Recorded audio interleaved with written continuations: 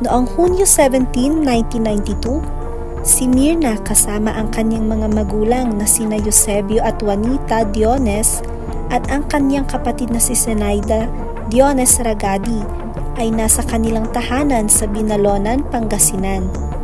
Bandang alas 9 ng umaga, siya at ang kanyang kapatid na si Zenaida Diones Ragadi ay sumakay ng sasakyan upang pumunta sa Urdaneta, Pangasinan upang kunin sina Laurita Diones Nicha at Vivian Gonzales Diones. Sa Urdaneta, Pangasinan, ang 4 na dalaga ay sumakay ng bus at pumunta sa San Fernando, La Union. Bawat isa ay may kanya-kanyang layunin sa isip.